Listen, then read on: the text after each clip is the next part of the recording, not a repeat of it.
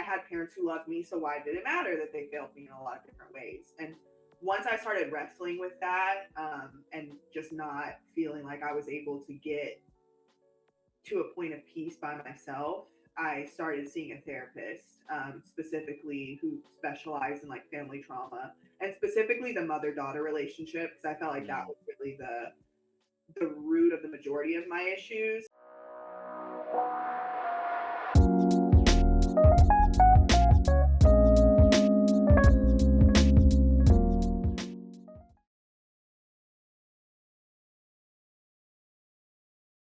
Mhm. Yes, yeah, I actually whenever I started doing kind of a deep dive into my psyche and just became a personal development junkie, Mm. once I had this epiphany about my decade of just to realize that I at 23 years old I had a decade of experience of situationships. I was like, this is really just completely out of control. Mm. So I started reading a lot of self-help books, and then once I and doing workbooks associated with them, and I felt like I reached a kind of a plateau in what I could do for myself, because I just found myself like still reading the books and doing the workbooks, but just like feeling so bad. I think the one of the most profound experiences I had in that kind of journey, a journey that I'm still on. I feel like it is a lifelong journey, and it's not, especially because we can't be perfect. It's literally impossible. So I just feel like Correct. developing yourself, it just really never stops. Hmm. But I learned that, especially for me, I had repressed a lot of the pain and the hurt I had from growing up in my parents' dynamic. Especially because, like I described, I had very loving parents. Like they just were very physically affectionate. Came to my soccer games and came to my award shows and showed me off. Were super proud of me. Like I never doubted that they loved me to death. And so trying to grapple with the ways they failed me was very difficult for a lot of different reasons, because Mm. I was dealing with the pain and the hurt. I wanted to hold them accountable, but I didn't at the same time, because I understood that they had done their best.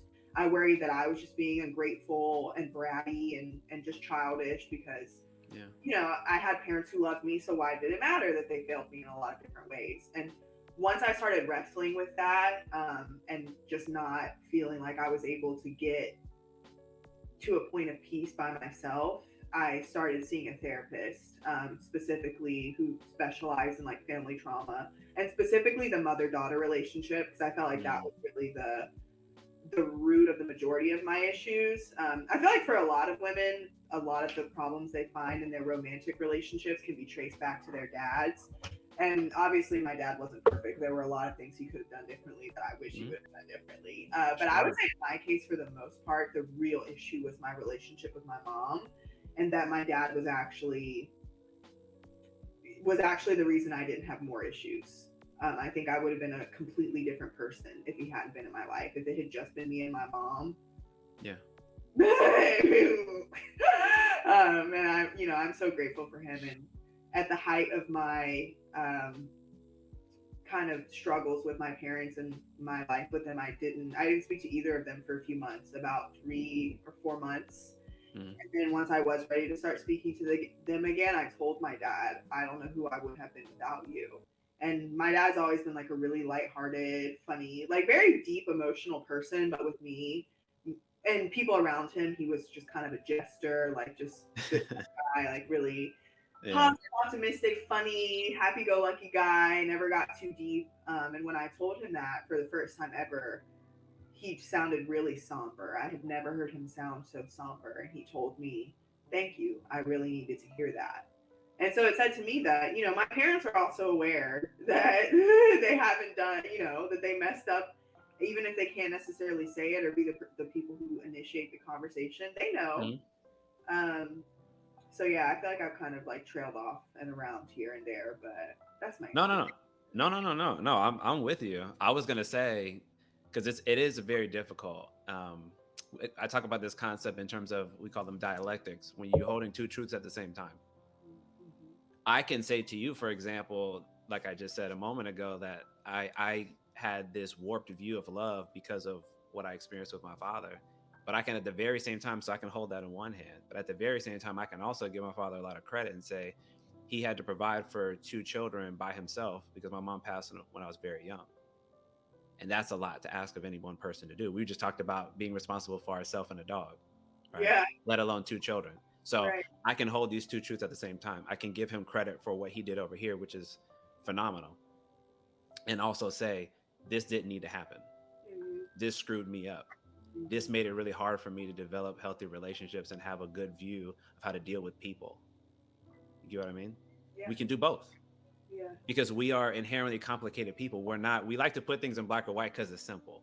We like to oversimplify things because it's like, good or bad, Mhm. good and evil, right or wrong. But a lot of stuff is gray. Mhm. A lot of stuff is gray.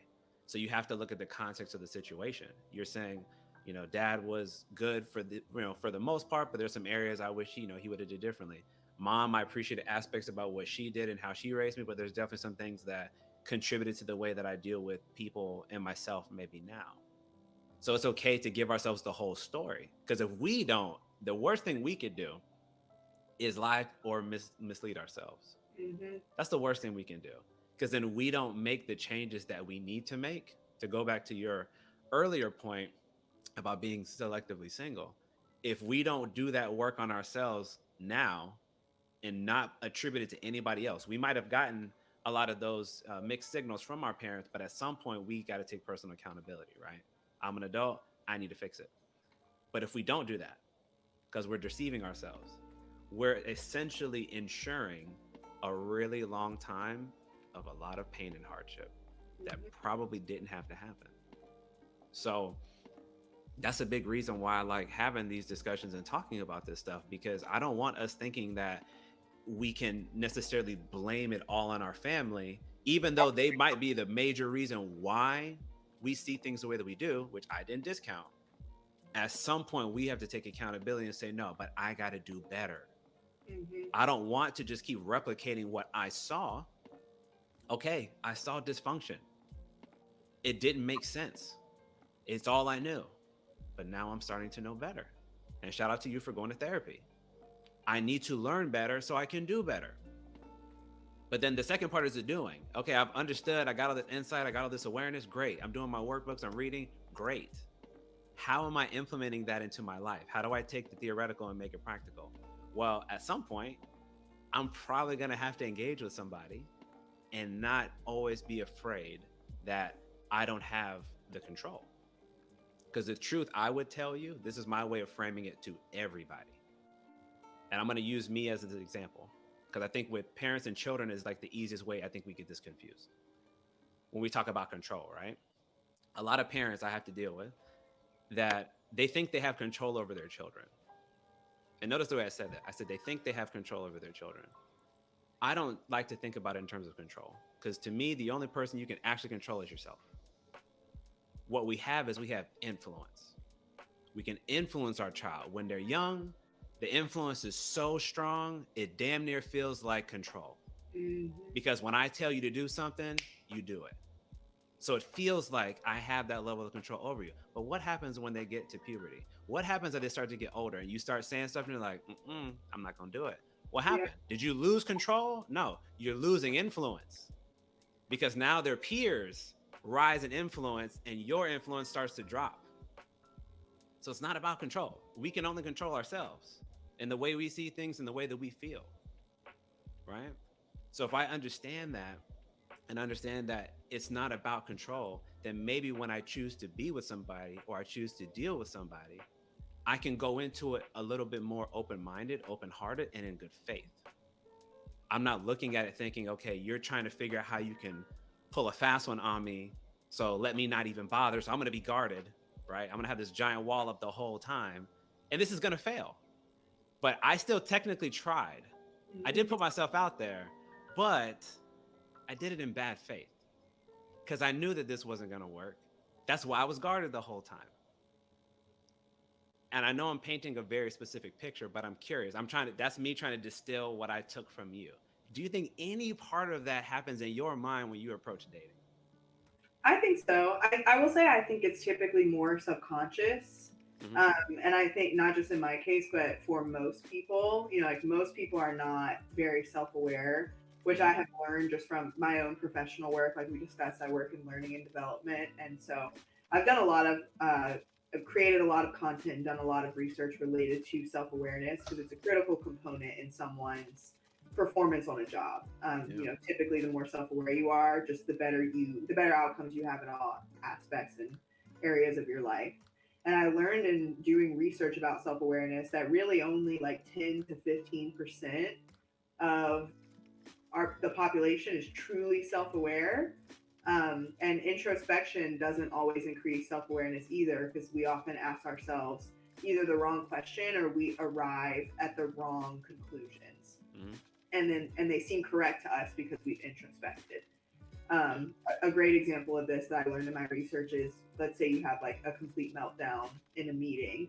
And so Hmm. you introspect and ask yourself, like, why did I have this meltdown? And maybe you arrive at the conclusion that you're just not fit for that position and you need to change your entire career or work at a different company. When Hmm. really the actual reason could be your blood sugar was low and Yeah.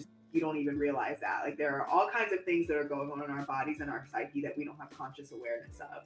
Absolutely. So to answer your question, I would say I think yes. I think that is very much kind of what's going on for me internally, but especially before the last couple of years when I've taken just a step back from relationships and focus on myself, I didn't see it that way at all. Like in my head, I was doing everything right. It was genuine. I really, actually, really wanted to be with this person that I Hmm. didn't actually want to be with, but I did Yeah. actually want to be with this. You know what I mean? It's like a Yeah. kind of this weird thing where it's easy to ignore what's really going on inside and rationalize and deceive Yes. yourself like you Yes. described. It's very, very easy to deceive yourself. Oh yes. um, Oh yes. and I would also say too, something that I was thinking about while you were speaking, to the point of, you can only control yourself. Hmm. I think a really important lesson I've learned in my own journey is how difficult it's been for me to change, even wanting to, even putting in the work, even investing so much time and money and energy into developing and becoming a better person. Yeah. I still have my setbacks. I still have my moments. I will always probably have them. Yeah. um, and it's just made it clear to me that, or it's just given me a new perspective on when I am considering a relationship with someone, or if I do have a crush on someone, it's like looking at that person as they stand before you in that moment, and thinking about if that is what you want, and not Hmm. not focusing so much on their potential and well, if they do this or if they change. Correct. Because the Correct. reality is you have to want it, and even when you want it, it takes so much work. Like I've been working on myself for almost 3 years now, and I still feel like there's a lot for me to do and a lot for me to see, and Sure. a lot for me to learn. Sure. So it's also given me that perspective of like your your expectations with people have to be reasonable. Like you can't, the same way you shouldn't deceive yourself about yourself, you have to be careful not to deceive yourself about the other person as Hmm. well. No, All of absolutely. that potential and the maybes. Yes. No, I couldn't agree with you more. I think it's very important to really appreciate where somebody's at their particular moment when you meet them.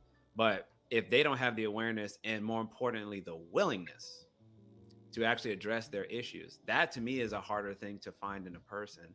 It's not that you can't go to therapy or you can't do your own work and recognize that maybe there's some things I need to change or maybe there's some things I need to do differently.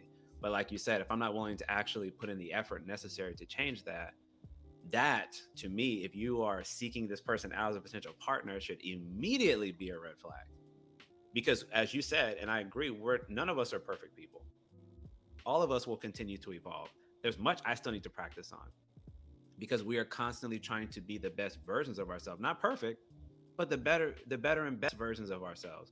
So we can be worthy of that type of person because we want somebody to match us. I'm putting in all this effort. I want you to be putting in all this effort, not theoretically that you walk that walk. You do it in a regular basis, right? So if I'm seeking that type of person out, I want to know that they are very intentional about putting in that effort and making that time. Not, as you said, thinking about what they could look like if they were to make these changes, because that implies that I'm going to present you with all this awareness. It's going to be so overwhelming that you just like, you know what? You're right. I never thought about it like that. Let me just go ahead and do that. Yeah. It doesn't work that way. You can give, and again, I see that in my profession. You can present somebody with information, it doesn't mean they're going to take it.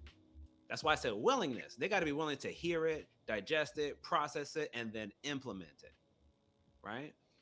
So if I'm thinking about being with somebody, yes, I want to know based on how you present today.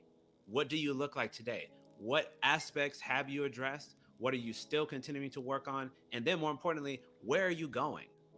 Do you have a path, as you talked about earlier, of what you want your life to look like? Because we're effectively sort of betting on each other, right? Because we're choosing to be interdependent if we're going to go that route. Not, I'm 100% relying on you, I have no sense of self, and vice versa. But there's certain aspects I'm probably going to want to have you take over or have you help me with because I recognize that it's easier. It's easier for me, maybe if I'm Shelby or any other person, to bet on that person when you see them being so willing to address those issues, to listen and solicit feedback. How do you experience me? Is there anything you think I should be working on? Because I constantly want to be better. And I know that I have a very strong implicit bias, like we all do, and everything is not the way it appears, right? Maybe I want to take in that type of feedback from you. Maybe that's the kind of person that we look for when it comes to thinking about serious relationships.